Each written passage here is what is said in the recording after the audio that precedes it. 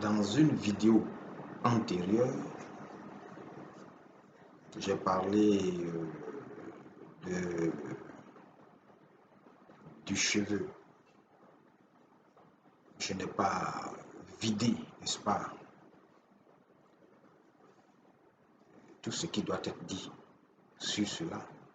Je vais le faire continuellement en apportant plus d'éléments techniques scientifiques pour corroborer mes dires.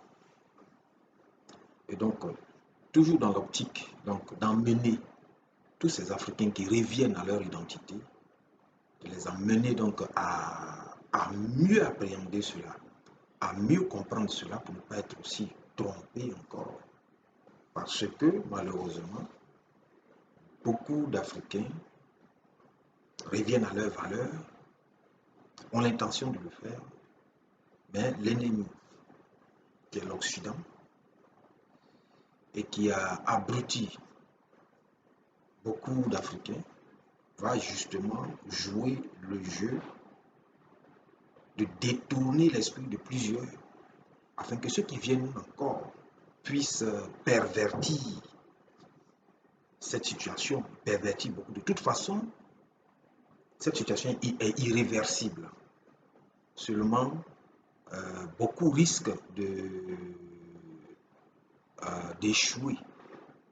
N'est-ce pas? Quand je parle de la situation de retour aux valeurs africaines, beaucoup risquent d'échouer et de retarder un peu les choses si on y prend garde. Si les gens viennent avec toujours les mêmes falsifications dans l'esprit, une certaine compréhension des choses, ils seront encore un problème. Nous voyons aujourd'hui comment ça se passe. On parle de panafricanisme, on parle des panafricanistes, et on voit comment l'Occident forme de faux panafricanistes, ou bien des personnes qu'ils ont désinformées et qui croient lutter comme il se faut, alors qu'ils sont tous manipulés. Donc, pour permettre à ce que justement les gens aient vraiment cette autre mentalité des choses claires, donc de ce système dans lequel nous appelons tous les Africains, celui de revenir aux valeurs africaines, on va donc essayer de mettre le doigt sur beaucoup de choses que beaucoup même peuvent ne pas prendre comme des éléments importants. J'ai parlé du cheveu tout à l'heure, j'ai parlé du fait qu'il faille que les gens reviennent, n'est-ce pas? Les Africains laissent leurs cheveux parce que ça a effectivement un impact. Ils laissent leurs cheveux africains, leurs vrais cheveux, parce que ça a un impact négatif lorsqu'ils se rasent la tête, lorsque les femmes, n'est-ce pas, dénaturent leurs cheveux. Voyez-vous, c'est des choses que les gens ne prennent pas comme des éléments assez solides, mais qui sont en réalité des éléments qui nous détruisent et qui justement entretiennent cet abrutissement que l'Occident, à laquelle l'Occident nous soumet, ou bien auquel l'Occident nous soumet. Aujourd'hui, donc, je vais parler plutôt de la considération des valeurs africaines. Je vais parler de l'adoration des ancêtres. Quand je parle d'adoration, le respect des ancêtres. Et donc, quand je parle de cela, ça englobe justement, quand on parle des ancêtres, c'est-à-dire ceux qui sont venus avant. Donc, le respect, le droit d'aînesse, l'adoration de celui qui est venu avant nous, dans la spiritualité africaine, justement, dans la vraie. Celui qui vient avant est considéré comme un dieu, quelqu'un qu'il faut respecter. Donc, le respect du plus âgé, le respect des parents, même dans la Bible, qu'ils utilisent aujourd'hui, et que les Occidentaux ont pris pour nous dominer, ce sont des valeurs africaines, des textes africains qu'ils ont essayé de falsifier. Mais dans cette Bible-là, quelque part, dans certaines versions, on parle de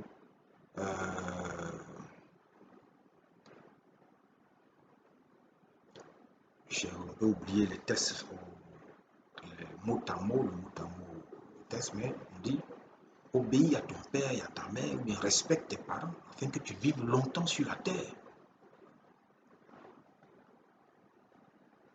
On parle du droit d'aînesse qu'il faut respecter. Ce sont des valeurs primordiales,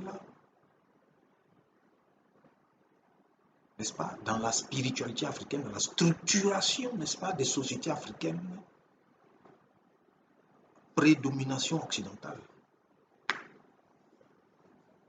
C'est-à-dire les sociétés, nos sociétés qui ont vécu, qui ont dominé le monde avant que les Occidentaux n'entrent, l'Européen n'entre et qu'ils déstructurent tout. Ce sont ces valeurs-là qui existaient. La personne âgée est sacrée. Le respect, c'est un des socles, n'est-ce pas, de nos sociétés. Le respect des parents, de la mère, du père, du grand frère, de la personne âgée dans la société. C'est un socle. Un des socles des sociétés africaines dont la destruction par l'Occident a été quelque chose de fatal pour nos sociétés.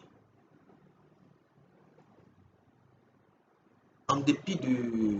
Enfin, lorsqu'on voit aujourd'hui la déstructuration de nos sociétés sur le plan moral, existentiel, cela est dû en grande partie aussi au fait que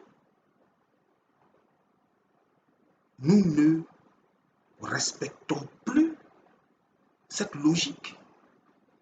Ce qui fait aujourd'hui que nous sommes dominés, c'est que ces valeurs, nous les piétinons.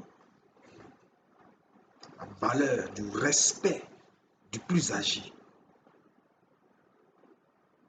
qui était un être sacré et qui représentait Dieu.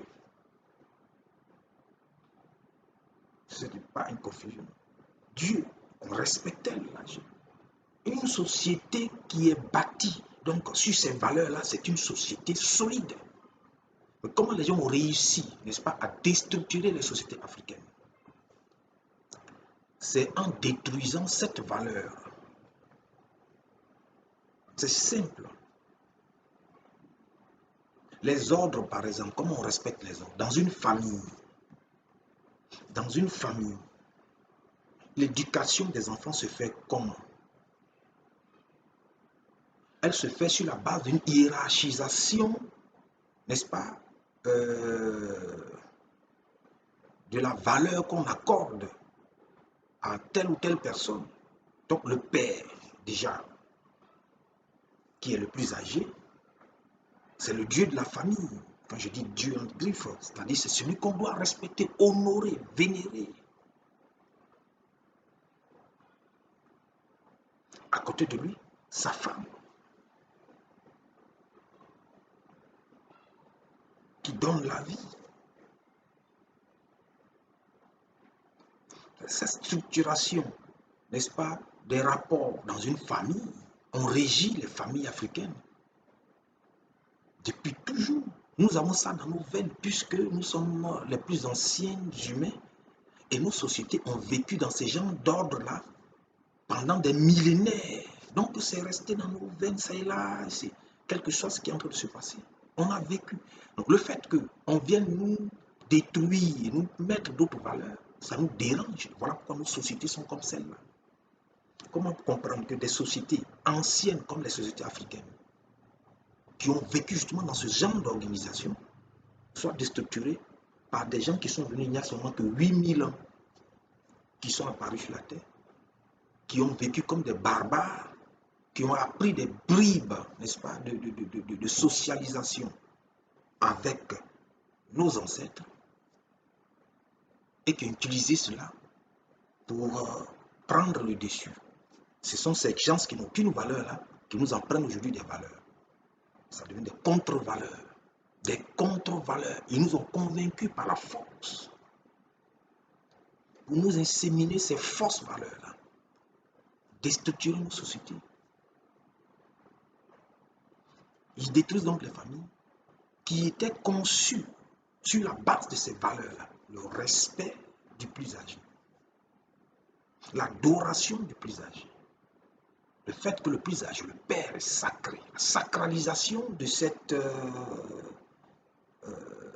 manière de faire les choses.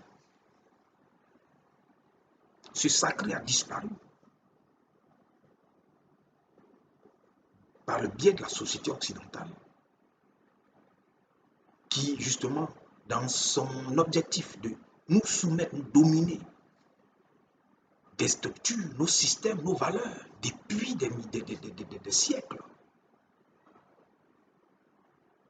Lorsqu'ils disent aujourd'hui, eux, ils disent, je ne vais pas dire on, quand on emploie cet élément dans une phrase, souvent on dit, bon, on s'intègre dedans et on fait comme si ceux qui ont pris ces genres de décisions, ils font partie de nous, ils ont raison de prendre ces genres de décisions. Non, ce ne sont pas on, ce sont eux, les Occidentaux qui ont décidé, donc les élites occidentales qui ont décidé de briser cette structure, de briser donc cet ordre qui était dans cette structure nucléaire donc de la société qui est la famille. Aujourd'hui, ils disent que l'homme et la femme sont égaux, vous voyez. Ils ne sont même pas mathématiques. Ils parlent d'égalité. C'est des choses sur lesquelles je vais revenir. L'égalité ne peut pas exister entre un homme et une femme. Et quand on dit que l'égalité ne peut pas exister, ils ont fait de sorte que lorsqu'on conteste ces gens de fausseté qui disent, on criminalise ça et on met de fausses accusations sur nous. Or, c'est faux. Il n'y a pas d'égalité. Le dire n'est pas aller appeler, le dire. Cela ne signifie pas qu'on veut que voilà, les femmes soient dominées, écrasées. C'est faux. Ça, c'est dans la société des barbares qu'ils sont qu'on croit ce genre de choses. Lorsqu'on conteste les fausses valeurs, alors donc lorsqu'on n'est pas pour, on est contre des choses, et puis bon, voilà. Alors, voilà, le fait de contester donc cette histoire d'égalité ne veut pas dire qu'on veut que les femmes soient des sous-hommes. Ça ne veut rien dire. Donc ce sont eux qui sont des barbares, qui donnent ce genre d'intention à nos propos, qui sont dans le faux. Il n'y a pas d'égalité entre l'homme et la femme. Et il ne peut pas avoir d'égalité parce que ça n'a pas de sens. L'égalité perd sa valeur. L'égalité, c'est quoi? Comment on crée des gens qui sont différents? Une femme, elle n'a pas le phallus comme l'homme. Physiologiquement, nous sommes différents. Donc, sur cette simple base-là, il n'y a pas d'égalité. Les droits humains sont identiques pour tout le monde.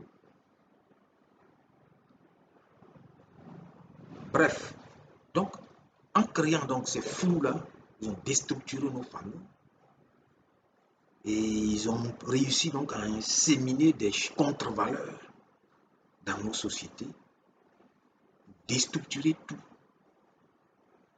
Et nos valeurs ont disparu. Le droit d'aînesse, le respect du plus âgé, nous ne voyons plus ça. Ça a déstructuré. Et le fait de ne pas respecter, ça fait que chacun fait ce qu'il veut. Parce que dans nos sociétés, quand tu es enfant, les enfants naissent, ils sont obligés d'être sous la tutelle, n'est-ce pas? Sur tous les plans. Parce qu'ils ne sont pas encore imprégnés des valeurs. Mais si dès qu'ils naissent, il faut donc briser cette tutelle des parents, ça fait que ceux qui naissent là, ceux qui grandissent, ne seront plus astreints à obéir à apprendre ces valeurs-là pour devenir des vrais hommes et deviennent donc des hommes manipulables. C'est ce que nous constatons aujourd'hui. Aujourd'hui en Afrique, où un gamin qui a réussi à avoir assez d'argent ou qui se met d'une certaine manière peut cracher sur une personne âgée qui passe dans la rue.